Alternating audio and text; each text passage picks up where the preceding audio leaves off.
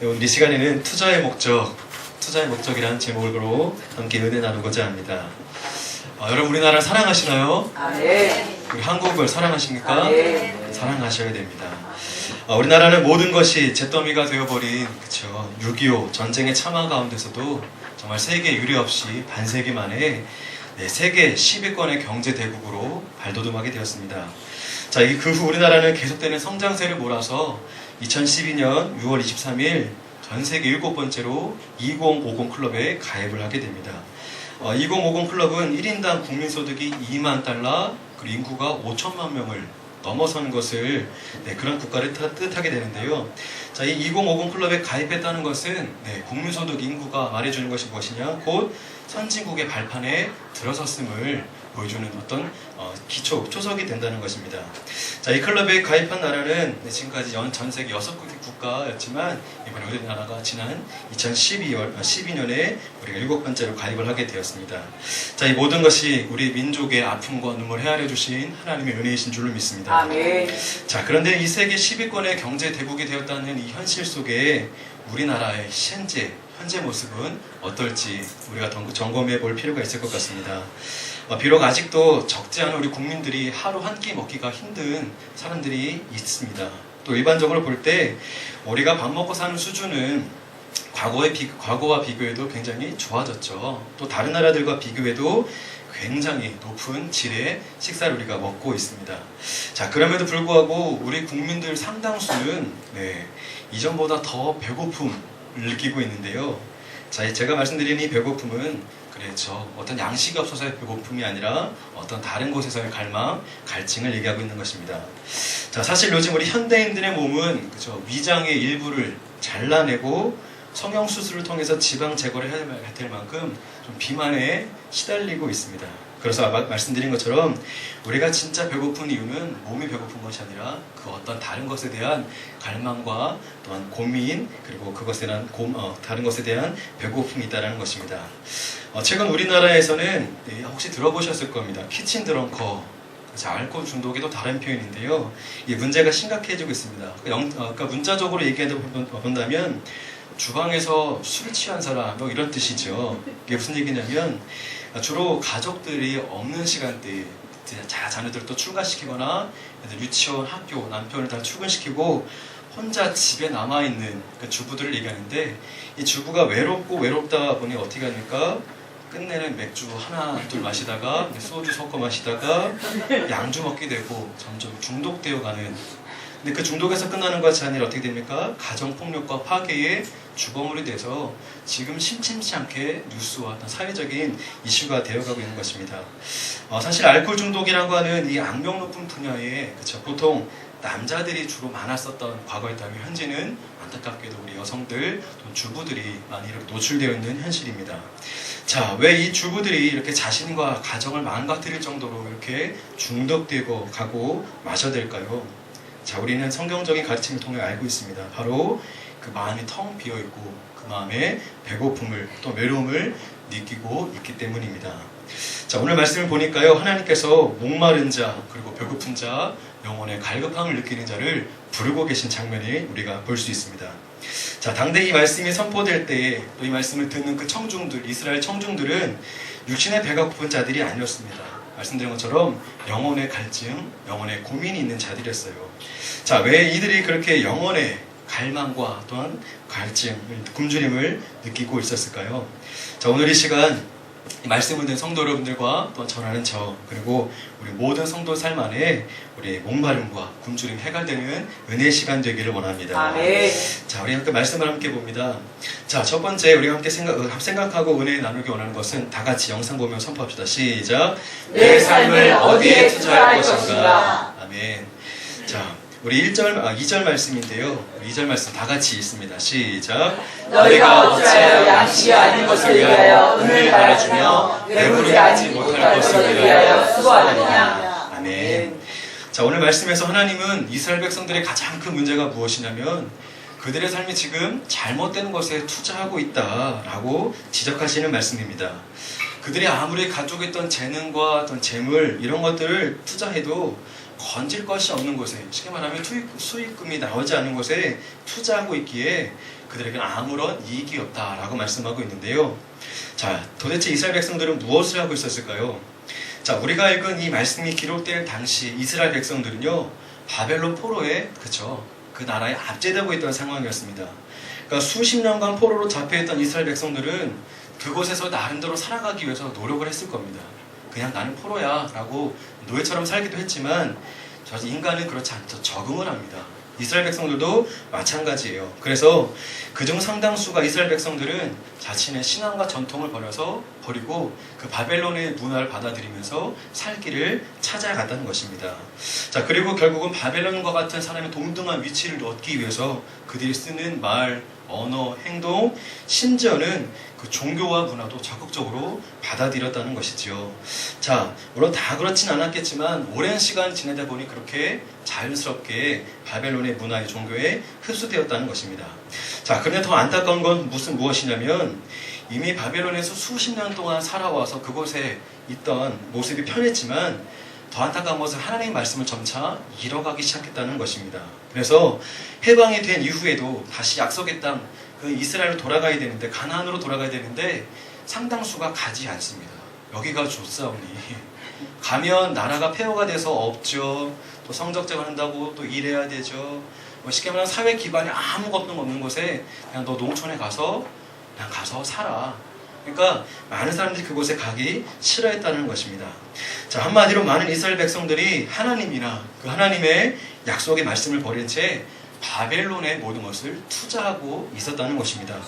내가 이곳에 빨리 문화를 배워야, 이곳에서 기술을 배워야 내가 살 수 있어. 이렇게 잘못된 것에 마음을 정하고 투자하게 되었다는 것이죠. 자, 결국 어떻게 됩니까? 아무리 그들이 그 바벨론의 우상과 또 종교와 뛰어난 문화라고 하는 것에 투자해봤지만 이미 하나님의 약속을 떠났기에 그들에게 돌아오는 것은 아무것도 없었다는 것입니다. 자, 우리 이스라엘 백성들은 잃어버리고 있었죠. 이 세상에 복을 내려주시는 분은, 형통케 하시는 분은 오직 우리 한 분, 하나님이시라는 것을 그들이 잊고 있었다는 것입니다. 성도 여러분, 우리가 이것을 잘 기억했으면 좋겠습니다. 우리도 마찬가지로 시대는 달라졌지만, 그렇죠, 상황은 달라졌지만 우리 백성들, 주의 자녀들이 이끄시고 축복하시는 분은 하나님이시라는 것을 아멘. 늘 기억하기를 바랍니다. 아멘. 자, 그리고 하나님께서 이스라엘 백성들에게 지정한 장소, 축복의 장소는 바벨론이 아니었죠. 바로 가나안, 이스라엘 땅이었습니다. 그래서 바벨론이 아무리 기름지고 번화하고 당대 최고의 문화가 모인 곳이라 할지라도 하나님께서 복의 장소로 지정하신 그 가나안을 벗어난 이상 축복을 받을 수가 없었습니다. 자, 그러자 어떻게 됩니까? 이스라엘에게는 아무런 미래가 없었던 것이죠. 자, 최근 세계 경제 유럽발, 그렇죠, 유럽발을 출발한 경제 위기로 전 세계가 위기를 겪고 있는데요. 이 경제 위기의 진앙지로 손꼽힌 나라가 보통 그리스, 또 이탈리아, 또 스페인 등으로 꼽히고 있습니다. 사실 스페인 이 세 나라는 얼마 전까지만 해도 세계에서 손꼽히는 엄청나게 잘 사는 나라들이었어요. 그런데요, 현재 그리스의 국가 부도 사태에 앞두고 있는데요. 이 나라가 지금 지고 있는 빚이 얼마냐면 3,000조라고 합니다. 나라가 별로 갚을 생각도 없는 것 같아요. 자, 그리스, 그 다음에 이탈리아, 스페인이 세계 관광지가 유명한 곳이 많잖아요. 항만도 있고. 근데 이것들을 다 헐값에 다 팔고 있다고 합니다. 그러니까 이 지경이 되도록, 그쵸, 이 나라가 이 지경이 되도록 별로 신경 쓴 사람이 없었던 것이죠. 또 가장 안타까운 것은 이 나라와 국민들이 이 나라 돈을 잘못된 곳에 투자해서 손해를 보면 다시 바른 곳에 투자를 해야 되는데 그냥 내 국민 세금이 내 돈이 아니야 하면서 그냥 되는 대로 흘려보냈다는 것이죠. 자, 특별히 투자처를 잘못 찾았기 때문에 이렇게 큰 손해를 보고 있습니다. 자, 특별히 우리나라는 이 스페인의 경제 위기를 좀 눈여겨볼 필요가 있는데요. 왜냐하면 우리나라의 지금 위기도 스페인의 위기와 좀 비슷하기 때문에 그렇습니다. 미국의 그 뉴욕 타임즈에서 얘기하기는 그 스페인의 경제 위기는 부동산 거품이다, 곧 동기된다라고 많이 들어봤죠. 얘기를 하는데요. 2000년을 전후로 그렇게 잘 나가는 스페인이 이제 최저임금, 최저 수준의 저금리를 추입어서 부동산 대출을 막 해줍니다. 거의 1,000조에 육박하는 엄청난 숫자인데요. 1,000조에 육박하는 이제 돈을 대출해줍니다. 근데 어떻게 됩니까? 거품이다 보니까 돈이 회수가 안 돼요. 그래서 그 나라, 주택담보대출 그 비율이 거의 1,000조 원이 넘어간다고 합니다. 자, 이렇게 거품이 되다 보니까 어떻게 되냐면 집값이 점점 20% 이상이 떨어집니다. 사실 집값이 뭐 2, 3%만 떨어져도 막 아유 절절면인데 25%가 떨어졌다는 건 엄청난 것이죠. 자, 이 우리나라도 그렇지만 신앙도 이와 같은 것 같습니다. 성도 여러분, 투자라고 해서 단순히 우리 그리스도인들에게서 믿음을 따라 헌신해라, 믿음을 따라 헌금하라라는 것이 아닙니다. 자, 그리스도인들에게서 진정한 투자의 의미는 우리의 모든 삶이 하나님의 품 안에 있어야 참된 행복과 평안을 누릴 수 있다라는 의미로 우리가 바로 알아들었으면 좋겠습니다. 그리하여서 내게 주어진 시간과 재물과 노력, 꿈 모든 것이 하나님 품 안에 바로 쓰여지고 있는지, 또한 그렇게 주의 손에 불들일 때에 아름다운 결실을 맺게 될 줄로 믿습니다. 자, 이스라엘 백성들이 바벨론과 그 우상에 또한 그들을 이렇게 따라 갈 때에 아무것도 건질 수 없었고, 또 그들에게 투자했을 때 그들의 손에 돌아오는 것이 없었던 것처럼 하나님을 떠난 인생은 아무것도 거둘 수가 없다는 것을 이스라엘의 교훈을 통하여, 또한 성경의 가르침을 통하여 우리가 배울 수 있기를 바랍니다.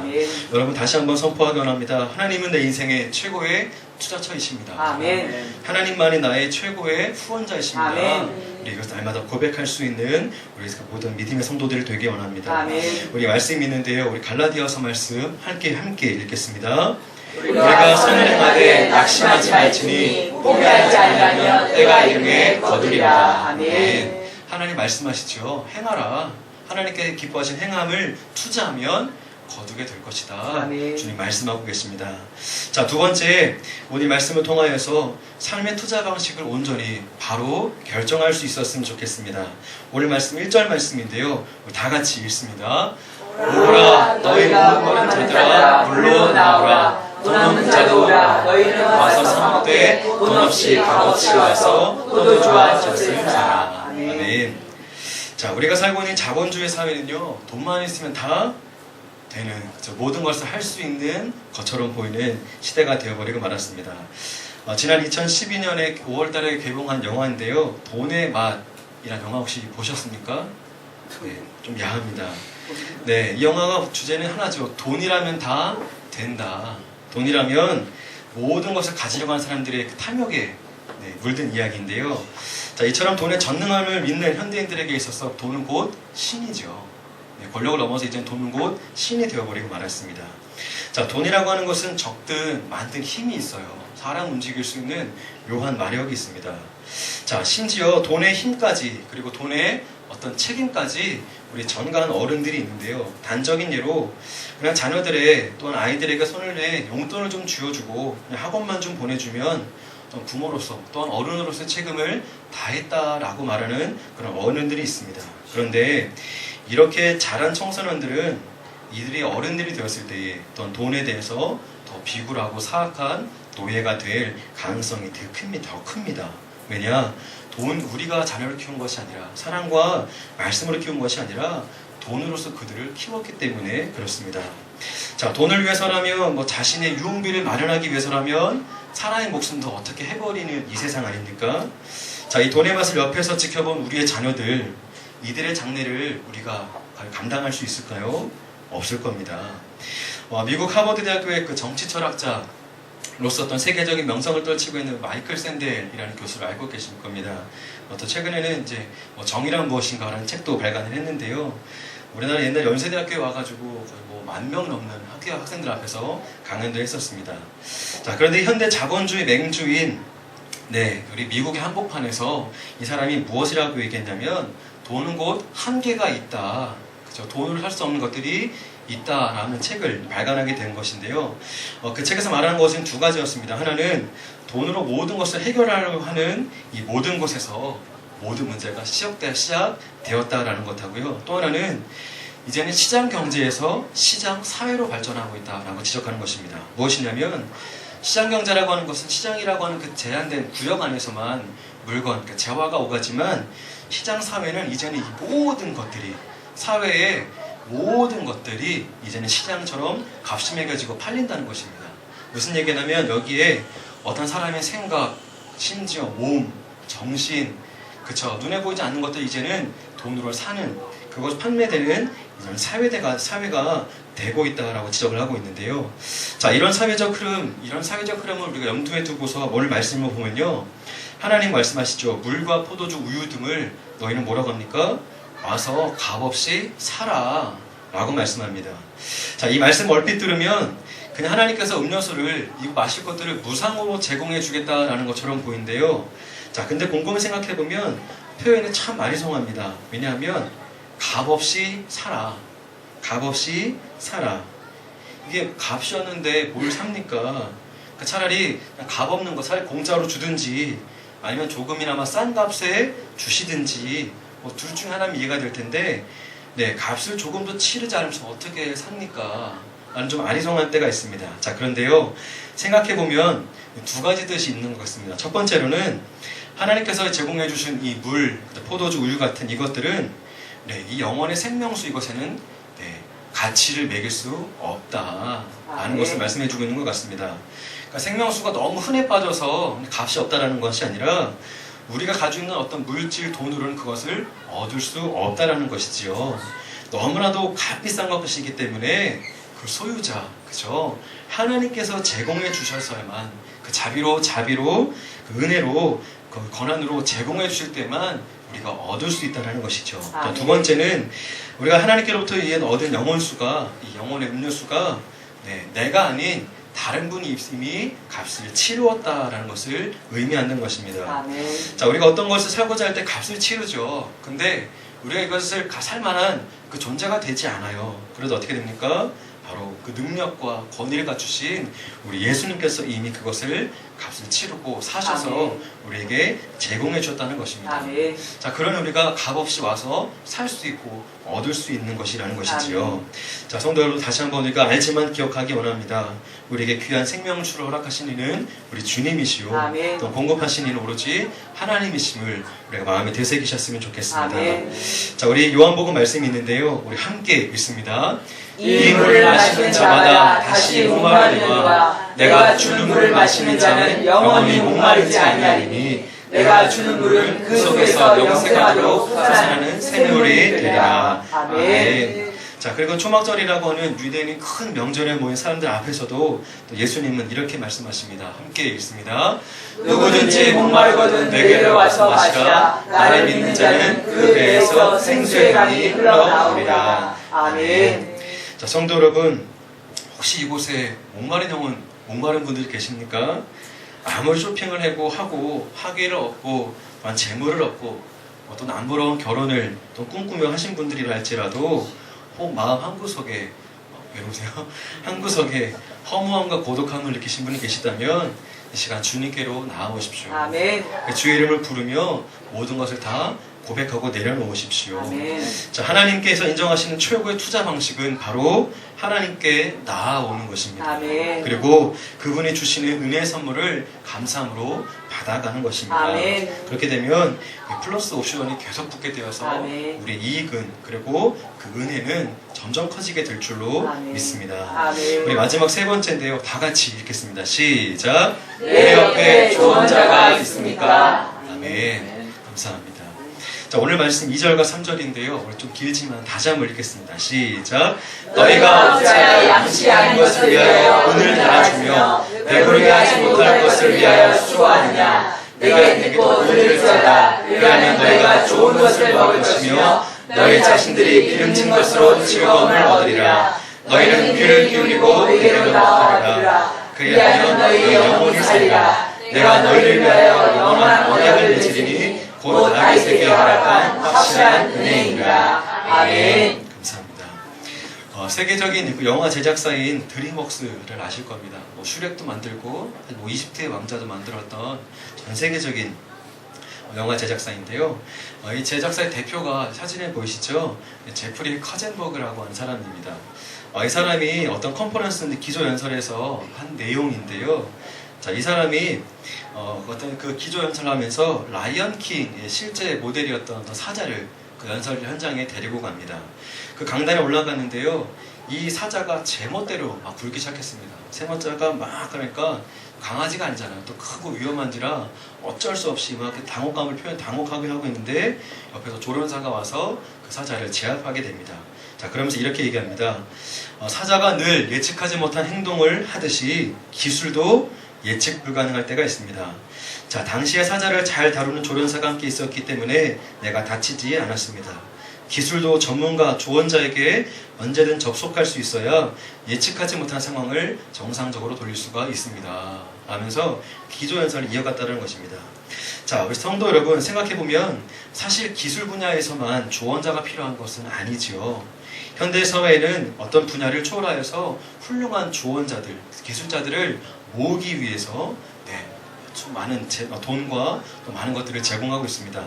자, 아무리 훌륭한 선수라 할지라도 자신의 단점을 정확하게 보고 코치해 줄 수 있는 그쵸 감독이 필요하고 또 훌륭한 코치가 필요하듯이 이 시대를 선도하는 단체의 어떤 조직들은 말씀드린 것처럼 유능한 그쵸 조언자들을 확보하기 위해서 모든 것을 투자합니다. 자, 그래서 중요한 일과 어떤 그런 조직일수록 주변에 사람들 많이 모으고 있는데요. 자, 반대로 얘기해서 내 주변에 나에게만 좋은 얘기를 해주고 또한 현세를 바라보지 못하는 안일함 있는 조언자들이 모이면 어떻게 되냐, 멀지 않은 미래에 상상하지 못한 일들이, 불행한 일들이 생겨버린다는 것이지요. 자, 이와 같은 말씀 좀 이어가면 오늘 말씀에 보면 어떻게 말씀합니까? 하나님은 반복하여서 우리 2장 중반과 3절 초반에 말씀하십니다. 뭐라고 말씀하십니까? 내게 와서 들으라. 내게 와서 들으라. 하나님께서 직접 너희 삶에 조언자가 되어주겠다라고 말씀해주고 계십니다. 우리 하나님 특성을 아시죠? 하나님께서는 이 온 우주를 창조하셨어요. 그리고 여기 앉아있는 우리 한 사람 한 사람을 직접 창조하시고 설계하시고 인도하십니다. 또 우리가 아직 살지 않았던 미래도 가장 잘 알고 계시는 분이기에 또한 이 하나님께서 우리 모든 것을 주관하시기에 우리가 하나님의 조언을 들을 필요가 있다는 것입니다. 자, 그리고 더 중요한 것이 무엇입니까? 우리가 어떤 상황, 어떤 길을 판단할지라도 늘 우리를 떠나지 않고 배신하지 않고 우리 편에 되어주시는 하나님이시라는 것이지요. 그래서 이 세상에서 가장 신뢰할 수 있는 조언자가 우리 하나님이시라는 것입니다. 자, 그래서 하나님은 내가 세상에서 만날 수 있는 최고의 조언자라는 것입니다. 자, 조금 전에 읽었던 말씀을 다시 한번 되새겨보면요, 우리 하나님 말씀을 들을 때 듣기만 하면 어떻게 됩니까? 좋은 것을 주고 기름진 것으로 너희 즐거움을 얻게 될 것이다 라고 말씀해 주십니다. 나아가서 우리가 하나님의 말씀을 들을 때에 우리 영혼이 살아나리라. 또 구원도 선물로 주시겠다 라고 말씀해 주신 것입니다. 성도 여러분, 이 시간에 말씀이 들려올 때에 좀 지혜를 발휘하셨으면 좋겠습니다. 하나님이 뭐라고 하시냐면 들으래요. 거의 공짜죠. 공짜입니다. 힘들 건 조금 주회전에 나와서 말씀을 듣기만 하면 됩니다. 그쵸? 딴 거 하라고 말씀하지 않으셨어요. 말씀을 잘 듣기만 해라. 들으면 된대요. 그러면 모든 걸 다 해결해 주시겠다라고 약속을 통하여, 말씀을 통하여 우리에게 허락해 주고 계십니다. 성도 여러분, 이것이 하나님의 능력, 우리 신앙생활의 재미, 즐거움 아니겠습니까? 하나님의 말씀을 듣기만 했는데 해결해 주시고 열어주셨더라. 얼마나 멋있습니까? 제가 오늘 아동부 예배를 드리면서 아동부 아이들에게 전사님은 기도하면 가장 잘 응답되는 것 중 하나가 먹는 거야 라고 얘기를 했습니다. 지금 정말 그래요. 하나님 저 뭐 먹고 싶어요? 그러면 딱 3일 안에 다 주십니다. 이게 이렇게 전도사가 이렇게 좀 다른 사람 병도 고치고 하나님 이렇게 해결해 주세요 그거야 되는데 먹고 싶은 것만 잘 주셔서 아직은 그래도 응답되는 것만 감사한데요. 여러분, 제가 그랬습니다. 야, 전도사님이 이렇게 생긴 전도사님이 기도가 응답받는데 너희들은, 하나님의 가능성이 많은 너희들은 얼마나 더 응답을 많이 해주시겠구나. 전쌤, 제가 이제 35살인데요 35살에 이제 먹는 거에 대해서 응답이 텄다면 너희들은 지금부터 기도하면 훨씬 더 많은 것을 더 응답해 주실 가능성이 많다라고 얘기했습니다. 여러분, 다른 것이 아닙니다. 하나님은 말씀을, 그의 말씀을 듣기만 해라. 그럼 내가 다 책임져 주시겠다고 우리에게 약속해 주셨습니다. 이것이 누군가 특정한 사람에게 해당되는 것이 아니라 오늘 나에게 말씀하신 하나님 직접적인 부탁이요 간절함인 줄로 믿습니다. 조금 유치하지만 우리 한번 해봤으면 좋겠습니다. 하나님 최고, 어때요? 해보실 수 있을까요? 자, 준비 시작. 하나님 최고. 감사합니다. 아멘. 아동부 해야 재밌는데.